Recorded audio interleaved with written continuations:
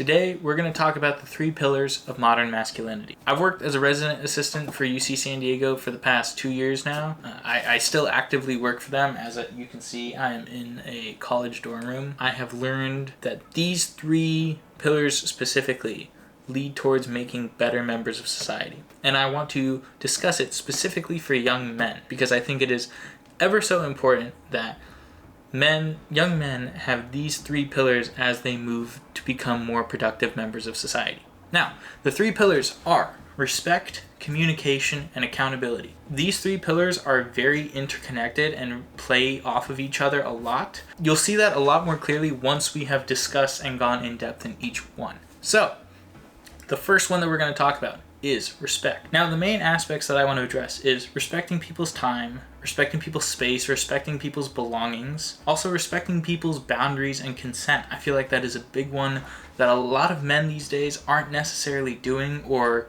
doing as much as they should. Also, respecting people's diverse perspectives. This can be anything from like expectations around how you live the day-to-day versus religious beliefs versus other cultural beliefs. Everyone has a different perspective.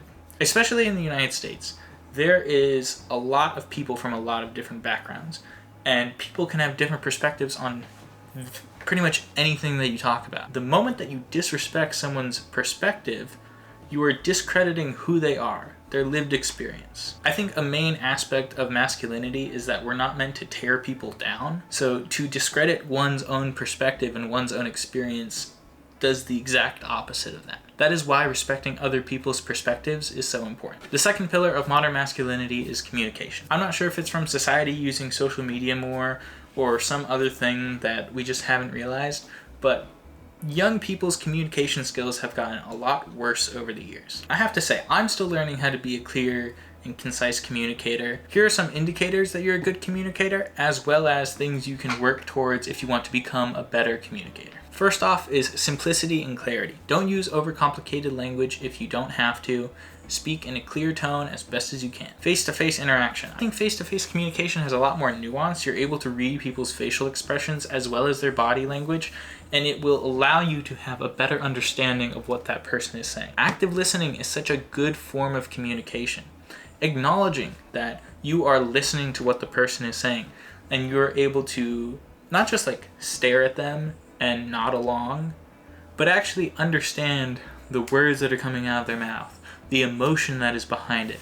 Being able to ask relevant follow-up questions and clarifying questions to understand their point or their emotion or how they feel. That is what active listening is.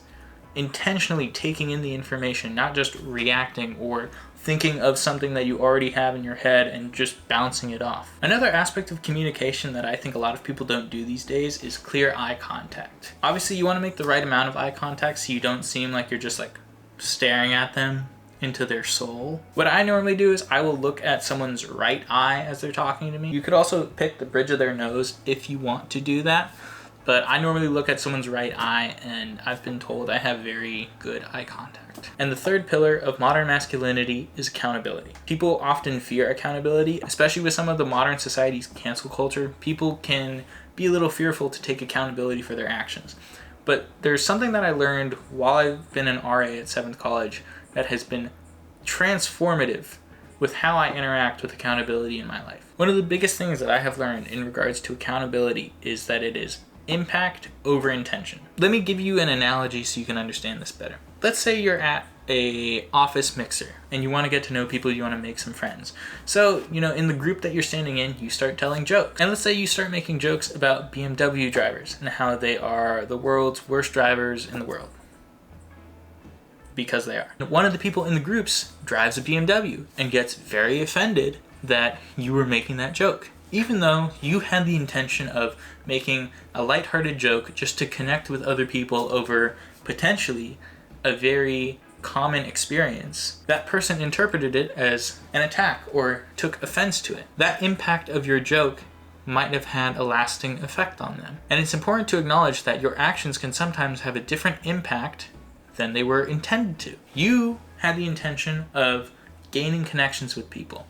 This person had the impact of, oh, this person's criticizing my driving ability and they've probably never seen me drive. This is obviously like a joke example, but it's also a very real thing that you can connect to other aspects of life. So some of the other aspects of accountability is mastering a genuine apology. Being able to say, I'm sorry, and not adding other qualifiers like, but you said this, or I'm sorry if this offended you. What I've done for genuine apologies is say, I'm sorry. Maybe you could explain a little bit of your intention behind your action, but you're not discrediting the other person's experience.